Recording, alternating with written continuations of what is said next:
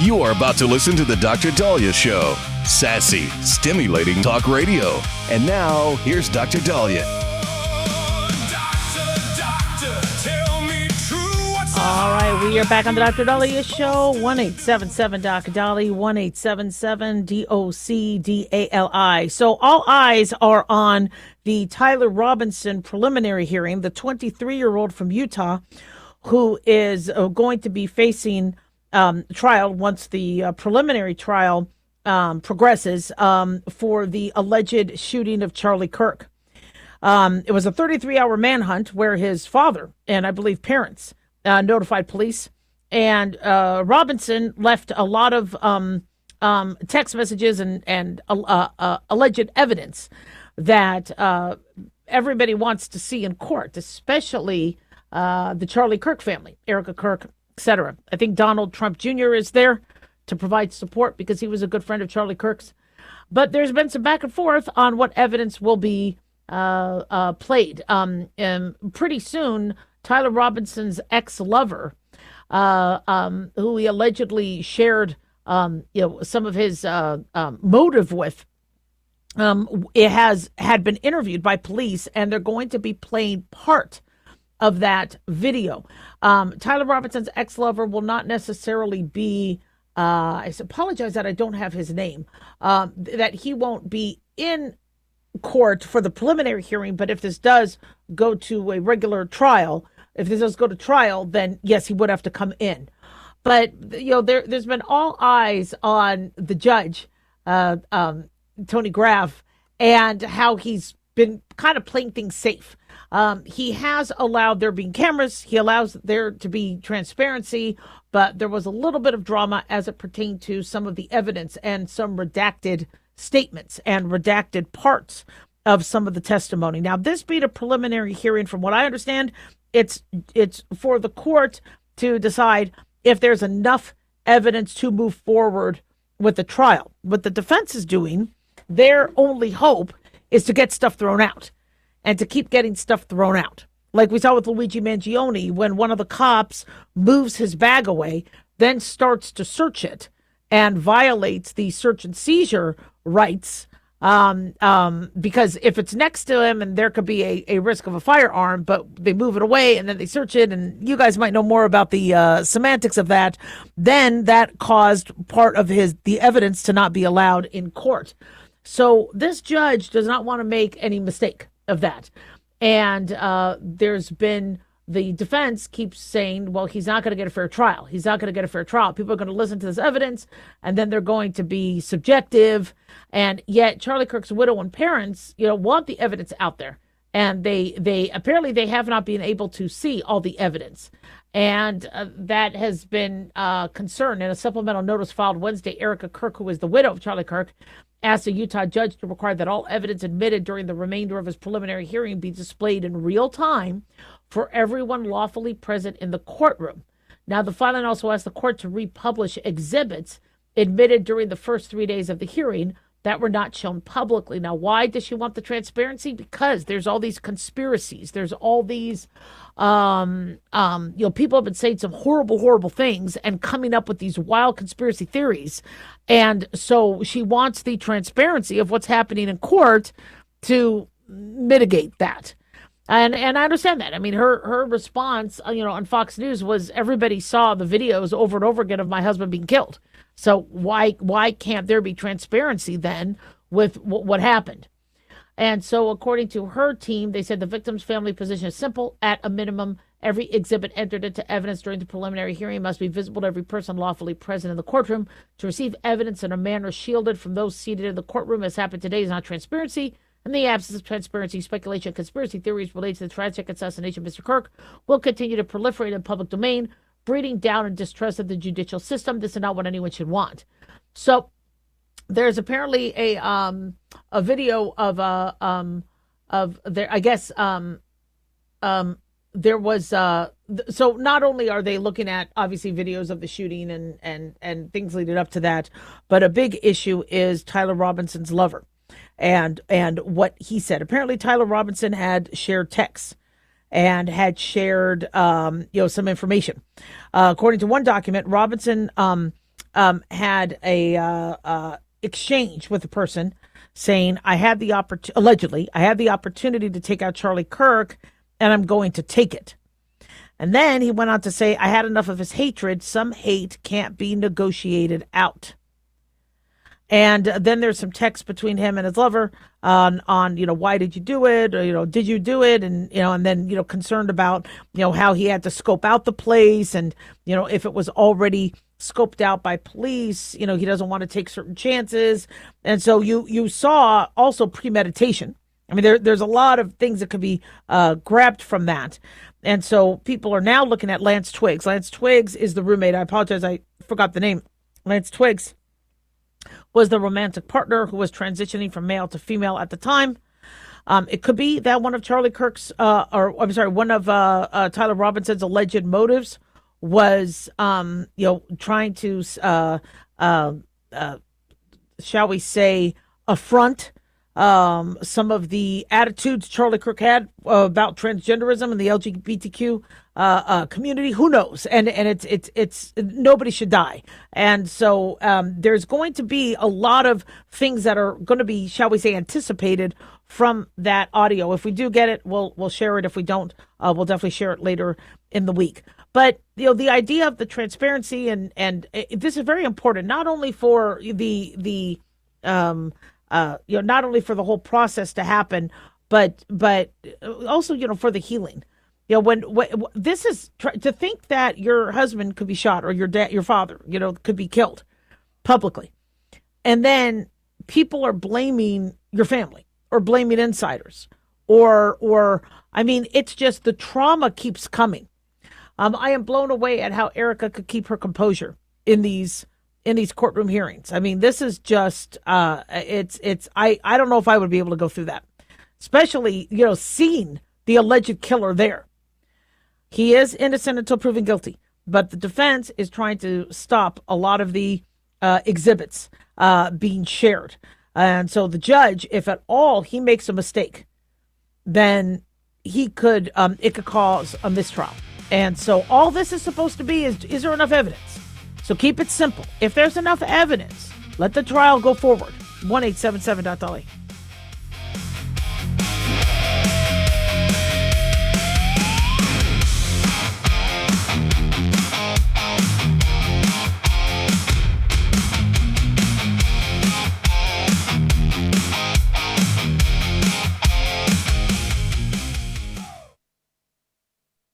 This is an urgent announcement for anyone that's $10,000 or more in debt. Before you make another minimum payment, you need to know there are special programs that can completely free you of your debt. Total Financial Freedom can help you become debt-free in months instead of years. Resolve your credit card debt, signature loans, department store cards, internet loans, and timeshares. Call Total Financial Freedom now at 800-878-6020 for a free consultation. For 16 years, Total Financial Freedom has helped thousands get out of debt. You can feel confident when calling because Total Financial Freedom is A+ rated by the Better Business Bureau. Battling for years and years stuck in the endless cycle of minimum payments could take decades. You have the right to get your debt resolved and substantially reduce your monthly payments. Call Total Financial Freedom now at 800-878-6020. That's 800-878-6020. 800-878-6020.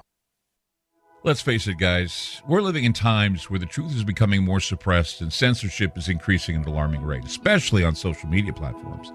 It's Clyde, and I want to tell you about a safe and secure digital playground we put together just for you. It's Aftermath.media. You get access to thousands of Ground Zero archives and podcasts, along with our private social media groups with your basic membership starting at only $7 a month. Each subscription includes tech support, access to the RSS feeds, along with our own chat room and Telegram channel. In addition, the premium membership includes research study groups, webinars, a document and movie library, a live video stream of Ground Zero, a monthly Zoom chat with me, and other bonus content. Be sure to check out our yearly specials as well. Sign up today while you're thinking about it. Sign up at Aftermath.media. Again, that's Aftermath.media.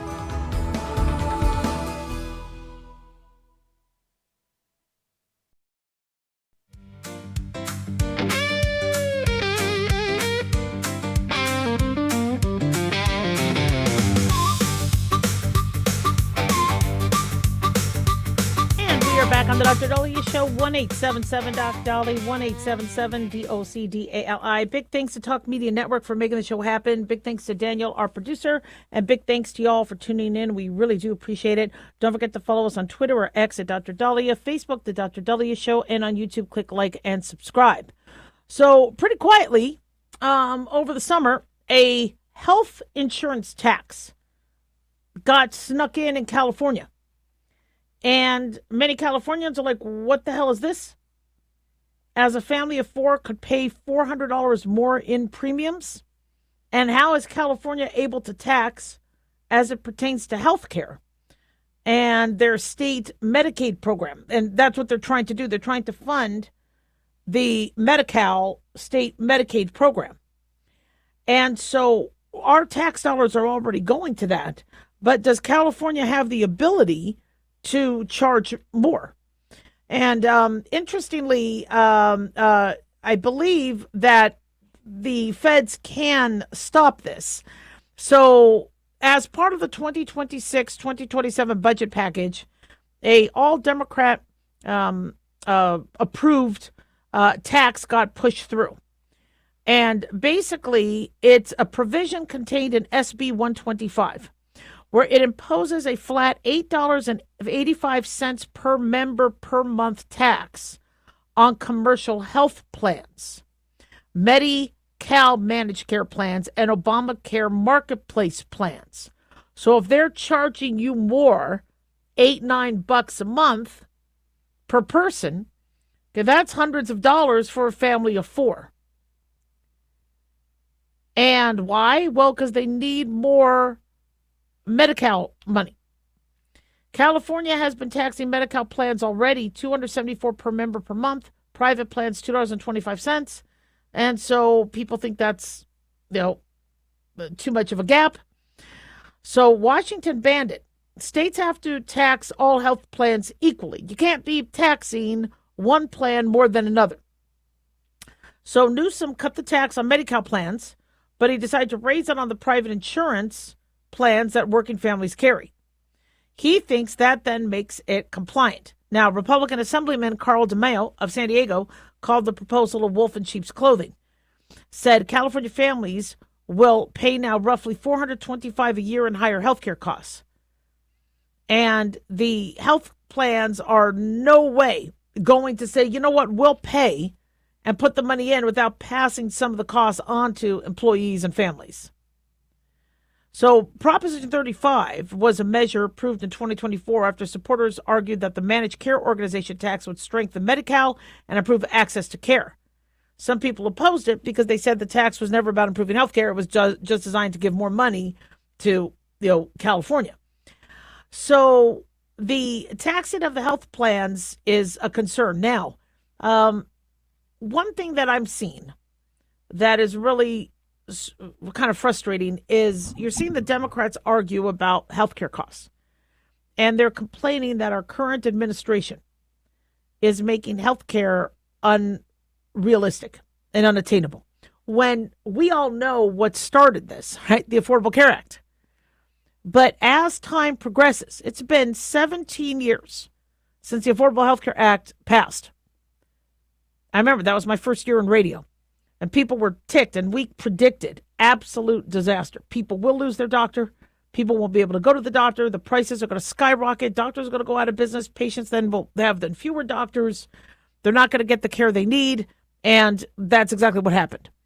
We weren't wrong on all of it. The only thing I liked was the pre-existing conditions covered and that you were supposed to get a physical. I just didn't realize that a lot of the physicals that were being given were very bare and they weren't as comprehensive as they should have been. But that's what happens when you write a law and you give somebody specifics and it's going to cost them money, then they will just follow the law to the T and not give you any extra. Whereas anybody with the right brain would be like, look, let's, do an EKG, let's do a chest x-ray, let's do some testing, let's do some of this, but no. So it was a disaster. And here we are 17 years later without a fix. Now, playing devil's advocate, Trump was president before. He's president now. He could do something about it, and he is. But we still have ridiculously high healthcare costs. Now, what has he done, which has been huge? Well, one is he's started to drop the prices of a lot of drugs. He's negotiated with these pharmaceutical companies to get drugs cheaper. So for those individuals who have been getting Ozempic or Mounjaro and having to pay $1,200 a month, he was able to get that price knocked down to $499. And even for some, even cheaper, like starting out at like $150 a month for like the first month or two. So negotiating drug prices down, that's been fantastic. He also told pharmaceutical companies, no, we are going to get the same price as the best developed nation's price as anybody else. You're not going to charge us more than Mexico. You're not going to charge us more than Canada. You're not going to charge us more than the UK. We pay what they pay. It's about time somebody said that. So that was fantastic. And then how he's trying to deal with Obamacare is because of the billions upon billions of dollars we give insurance companies for subsidies. While they're raising the rates, we have to pay more. Say, forget that. What we'll do is we'll give the money to the patients. Let them have health savings accounts. Now they have the power to decide what they want to buy. And if your health insurance plan is too ridiculous, they're not going to buy it. So you're going to have to lower the price. I think that's a very smart move. I don't know if prices have gone down because premiums are still ridiculous. And part of the reason why is everybody and their mother is on Ozempic. So even lowering a $1,200 a month drug, which, by the way, only costs $5.60 to make, according to some studies, dropping that down to $500, you still have people asking for a $500 a month drug. And by the way, my husband has diabetes. His insurance isn't covering it. He's paying $500 a month. We're paying, I don't know how much in insurance premiums. And he still has to pay the cash price for his diabetic Mounjaro. It's ridiculous. So we need to make moves. But with what California is doing, is California is a sanctuary state. And they have taken in millions of illegal immigrants. And many of them who can't get a job because they're illegal, they can't get a Social Security, whatever, they are going to be requiring state aid. And so Newsom has to tax his citizens to pay for the non-citizens. This is why people are fleeing. The idea of the wealth tax and taxing the rich. It's interesting because there always has to be somebody that it looks like the Democrats seem to have to hate. You could go, Trump and MAGA, but then, okay, but what about the rich or the oligarchy or the Elizabeth Warren's rich, Nancy Pelosi's rich. All of them are rich. So is Nancy Pelosi going to pay the extra taxes? It's these people made a lot of money. Biden's rich. Trump's rich. There's the idea that, well, we're just going to tax the rich. There's not enough of them, and you're not going to get enough money to pay for all the things you're trying to promise. Mamdani hoping that all the rich in New York is going to pay for the free buses and the grocery stores and the free child care. And again, who's managing the free child care? Now, the state isn't going to manage the free child care. What they're going to do is they're going to give you money. And you have to just say, are you using it for child care? And if your mother is at the house, then people are going to say, okay, yeah, we're paying for child care. We're paying my mom. So it's just going to be more money given to people. And mind you, child care is expensive, but I think there's a better way to do it. Does school really need to start at age 5? Why can't we have public daycare? Why can't we have the school system? We're already, falling behind because we have children who are 5 years old that aren't potty trained. A lot of these 5-year-olds aren't potty trained yet. They're not, they don't have the basics because parents have been just, having fewer children. So they're not working with other children. I had sisters and brothers that I had to negotiate and navigate with. But many kids, they aren't really around their siblings. And then they're looking at tablets and they're not necessarily learning. Maybe we do need to start preschool at 3 and then let these kids get access, to education early on. We need to stop the long summer breaks. I'm seeing kids do absolutely nothing but play video games right now. They could be learning. They could be doing so much. They're losing 3 months a year of knowledge and learning when this is the time for them to learn. There's so much, and we're just wasting it. So Gavin Newsom's healthcare tax, I don't know how this is going to go. But health insurance is about to get more expensive in California. People are already fleeing that place in droves. That's why Nevada keeps growing, because they're coming to Nevada. I don't blame them. I love California. I'm from California. I was born there. I would love to move back one day, but not with the way he's running it. No way. And in fact, he's not that popular because he's still trailing in the polls compared to Kamala Harris. So he's not doing that well. But our healthcare system needs to get fixed, and I think we need to put the power to the people. If they want a health insurance, then they buy it. Not tied to an employer who could fire them due to AI. 1-877-Doc-Dolly.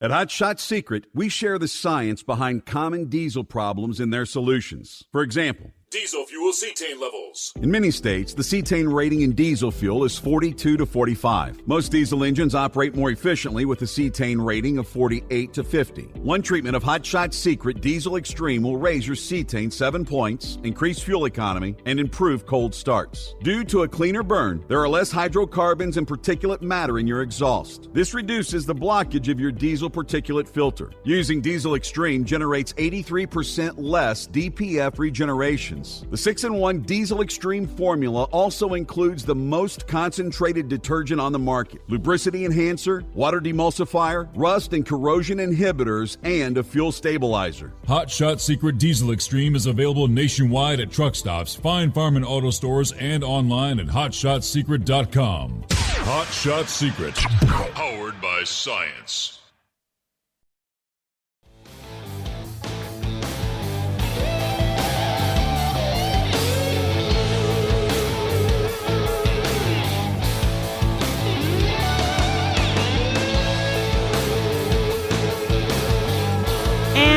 We are back on the Dr. Daliah Show. 1-877-Doc-Dolly, 1-877-DOC-DALI.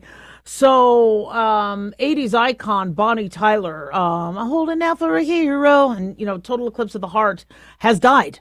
75 years old. A statement published on the UK Star's website says Bonnie's family and team are hope-broken to announce that Bonnie unexpectedly passed away last night in a hospital in Portugal as a result of an illness that she was being treated for. We will issue a further statement shortly, but now ask for privacy to deal with this tragedy. Apparently, she was hospitalized in May for emergency intestinal surgery, had to be placed in an induced coma. So not sure if that was a perforated ulcer or what had happened. But her Total Eclipse of the Heart, that was released in 1983, spent 4 weeks #1. That was a fantastic song from her album Faster Than the Speed of Light.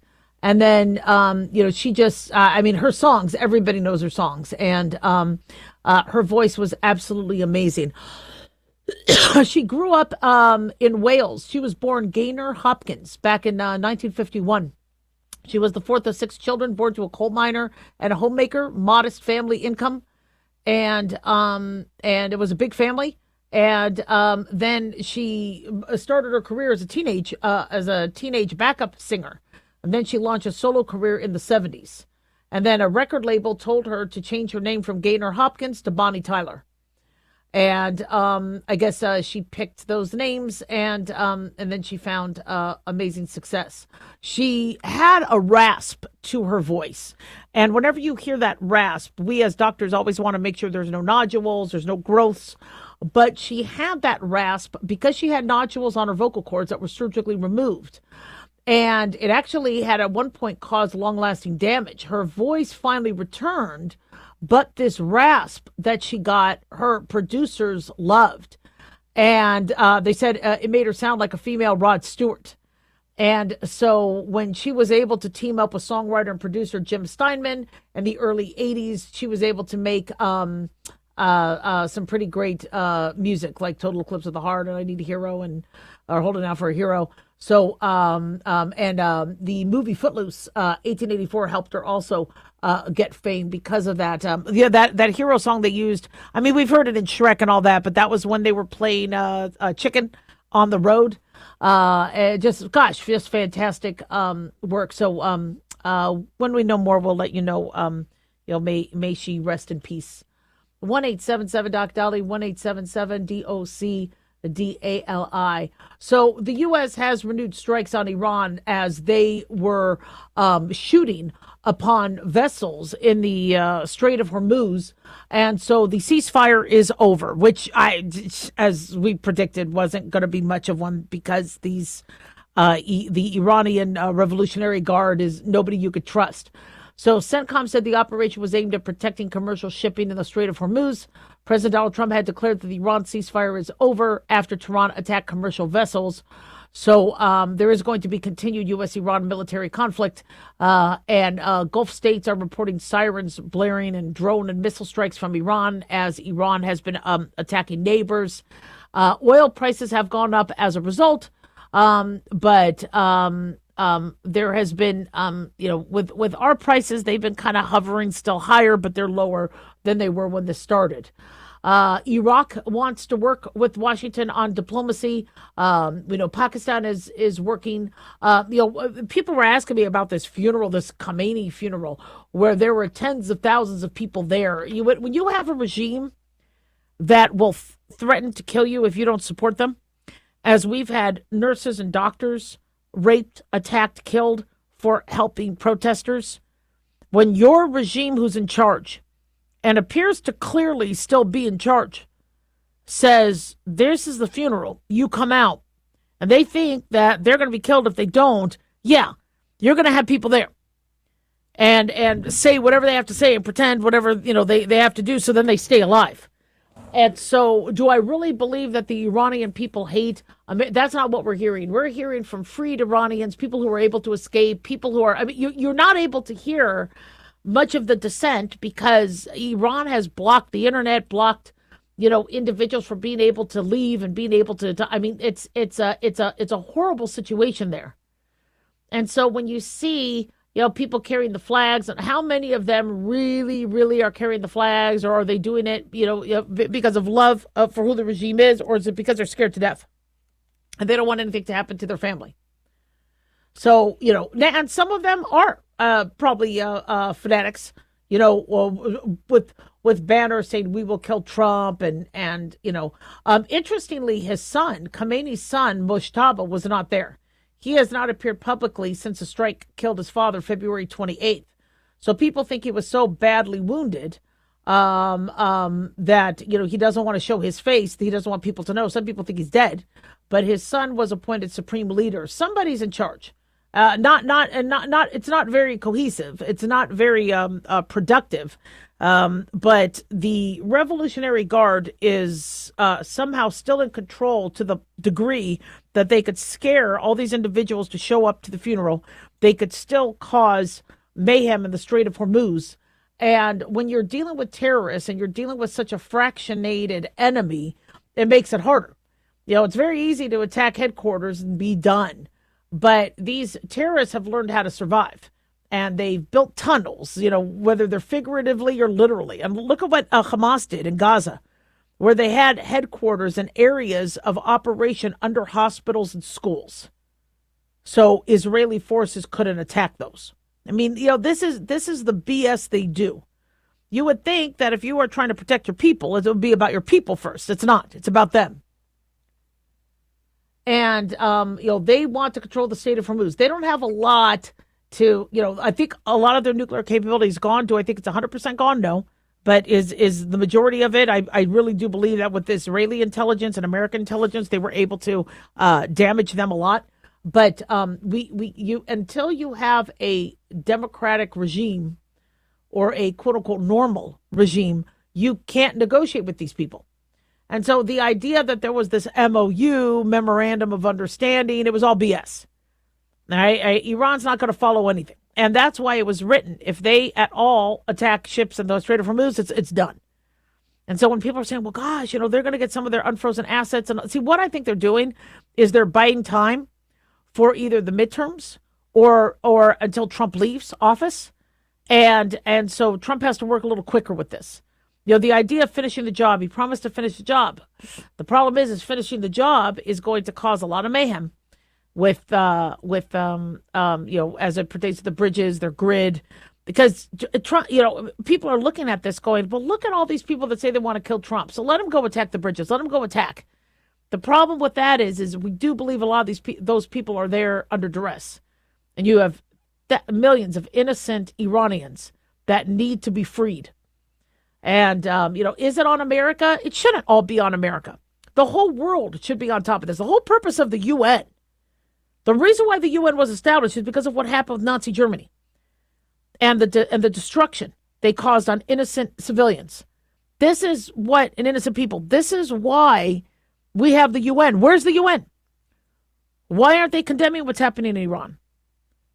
Why aren't they, they're doing nothing. And so it's on America and Israel. And we want peace in the Middle East, but you can't. Saudi Arabia, Egypt, there's accords, there's agreements, but you have Hezbollah in Lebanon. Lebanon doesn't want to fight Israel, but you have Hezbollah attacking Israel. And Hezbollah's got to go. And Hezbollah is being funded by Iran. Hamas is being funded by Iran. Russia is being funded by Iran. That's why we're starting to hear that there might be an end to the Russia-Ukraine war, because Iran is going to struggle to help Russia, and Russia is, starting to get more depleted. So dozens of Iranian drones and missiles have been intercepted by U.S. and partner forces since last night. The U.S. official confirmed earlier. ABC News has reported that dozens of Iranian drones and missiles have been taken down. From what we understand, we have been able to hit one of the drone factories. But this is still going on. 1-877-DOC-LA.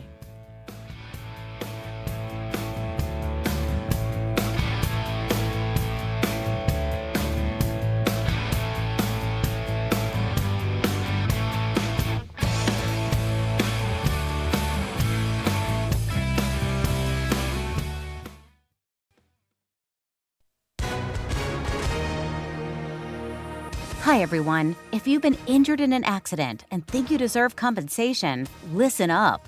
Because we have legal professionals standing by right now to answer your questions for free. We'll help you find out if you have a case and how much it's potentially worth. If you were hurt in a car accident, truck accident, motorcycle accident, rideshare accident, slip and fall, or any other type of accident, call our 24/7 hotline now and let us help you find out how much your case is potentially worth. Call 800-978-6800. That's 800-978-6800.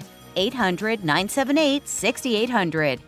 I'm Gina Hart, here with spokesman Jack Mercer. So Jack, tell our listeners who should give us a call right now. Well, Gina, first off, thank you for having me join you here in the studio. It's always great to answer the listeners' questions. Now, as far as who should call in, anyone who's been injured in an accident and think you deserve compensation, give us a call right now. The call is free, the consultation is free, and with our no-fee guarantee, you pay nothing unless we win you money.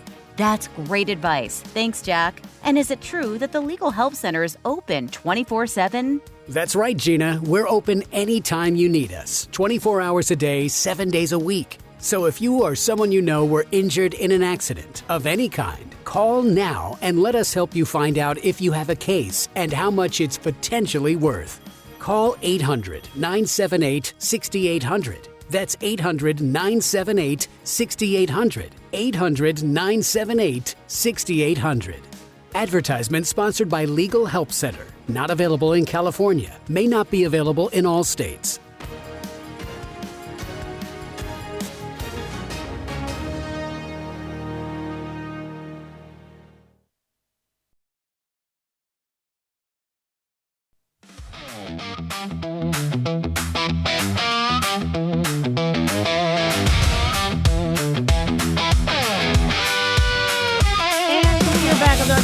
Show 1-877-DOC-DOLLY, 1-877-DOC-DALI. Big thanks to Talk Media Network for making the show happen. Big thanks to Daniel, our producer, and big thanks to y'all for tuning in. We really do appreciate it. Don't forget to follow us on Twitter or X at Dr. Dahlia, Facebook, The Dr. Dahlia Show, and on YouTube, click like and subscribe.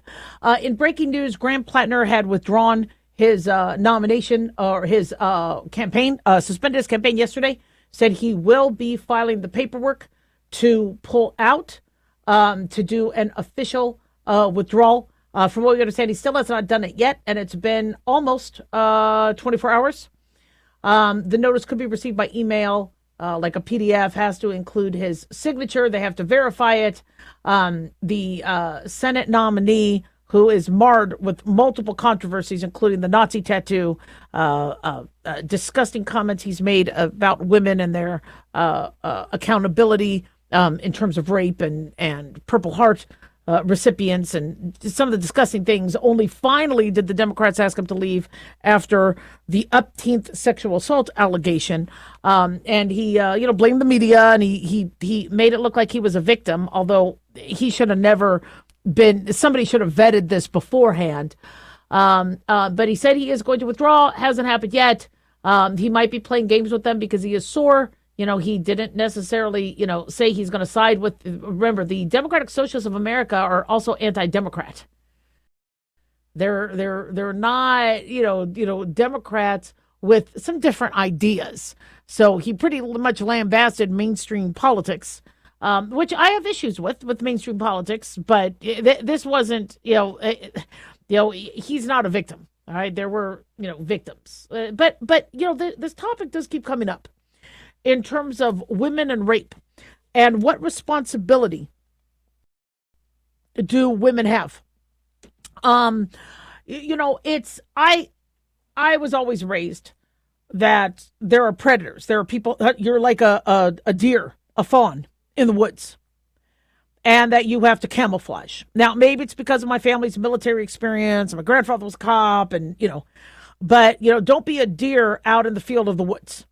Okay, camouflage, all right, or be weaponed up, and don't be in an area when it's when predators can be out there, and so there was some basic avoid walking alone, avoid being drunk, avoid being. I mean, these are things everybody should learn. The way Graham Plattner made it sound was taken to a degree.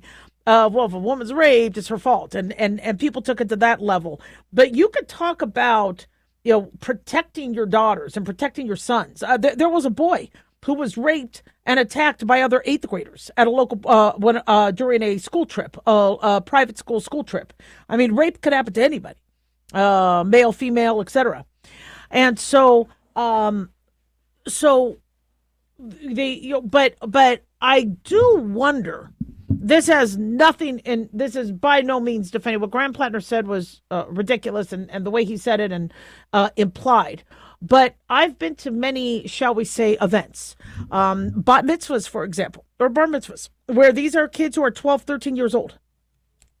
And I'm even blown away that I'm looking at a 12-year-old girl because of what they're wearing and the way they look like a beautiful 19-year-old woman. And maybe I'm a little bit more old school, but when I dress up and I'm doing it because I'm making a statement. I'm doing it because I want to be noticed. But I'm also very aware of the risks that are out there. I would not be in high heels and a short skirt walking by myself anywhere. I would make sure, that I had protection. Either I was with somebody or I, had a weapon on me or whatever. And so if these girls aren't being taught like I was, or there's not, a very strong mother or father figure who is like, look, this is what you need to do. This is what, and I'm not saying you have to do what I did growing up where it was always turtlenecks and long skirts because my parents wouldn't let me at all, show any leg. It doesn't have to be like that. I mean, we're in the heat. It's the summer. You should be able to wear shorts and a skirt if you want to. But I look at some of these low-cut dresses that some of these girls are wearing, and have they had the conversation that there could be predators? See, I was assaulted, and it wasn't because of what I was wearing, right? Which is why what you're wearing is not the excuse. It was because somebody found an opportunity. My friend couldn't drive me, and they found an opportunity, took me to a place where I would be alone, and sadly, it happened. If you haven't experienced that, you could be told that multiple times, but it doesn't hit.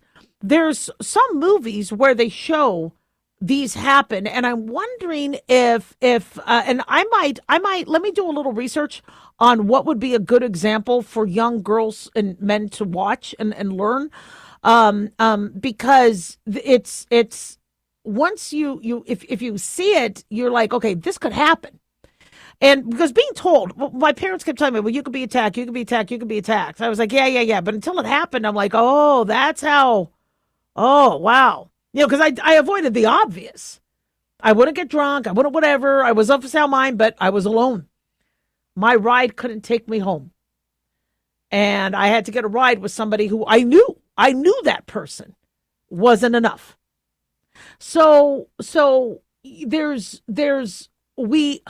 like to see what we're teaching. So me as a physician, I would teach patients. I would talk to them and say, look, these are some things you can do to protect yourself. If somebody's attacking you, scream fire, because more people are going to want to look and see what's going on with the fire than rape. So scream fire. Everybody wants to know what the fire is because they need to know if they have to protect their own property. 2, vomit. Try to vomit. Try to pee. Try to be as disgusting as possible. And, where you could hit him, where or whoever's attacking you, where, and soft spots, hold your keys a certain way, bear spray, pepper spray, things, that you could use, knives. When you're scuba diving, you have a knife strapped onto you. Why don't we have a weapon? I know you can't bring it into school, but if you're going to be out and about, that you might want to have something to protect yourself with. And I talk to kids about that with their parents in the room. And you see the parents go, I didn't think of that. So, but now that people don't go to the doctor anymore, they're not getting other ideas. But, when I would party with friends, I would never do drugs. With alcohol, you have to be careful.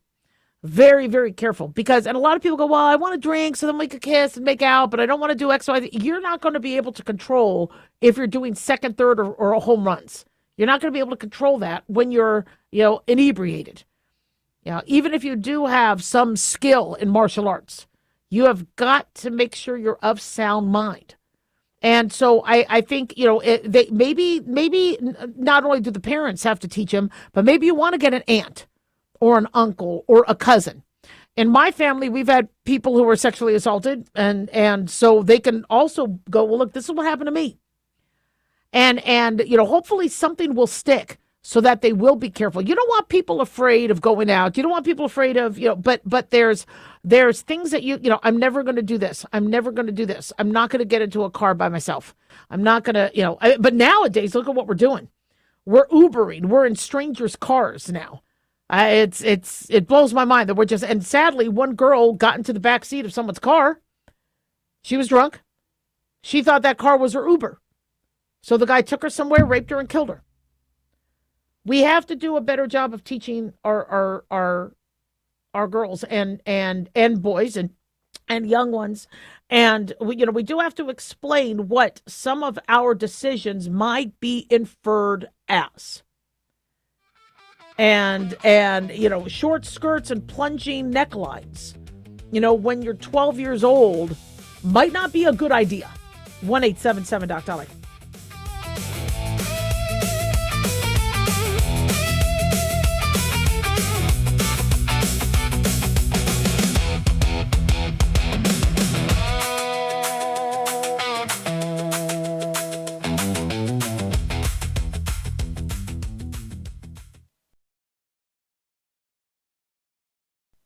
Can you believe, with all the recent violent protests, looting, and destruction, some areas are considering either defunding or abolishing the police? At a time when America's neighborhoods need the protection of police the most, some elected officials would rather create more chaos by playing politics. If you're sick of elected officials caving in to demands of the radical left, you're not alone. It's time we stand up and declare our support for local police. The majority of police officers are important partners in protecting our God-given rights. If you prefer freedom over chaos, then learn how you can help protect the local police that serve your community. Call today and request your free Support Your Local Police info packet. Dial 800-JBS-USA-1. That's 800-JBS-USA-1. Request your free Support Your Local Police info packet by calling 800-JBS-USA-1 today.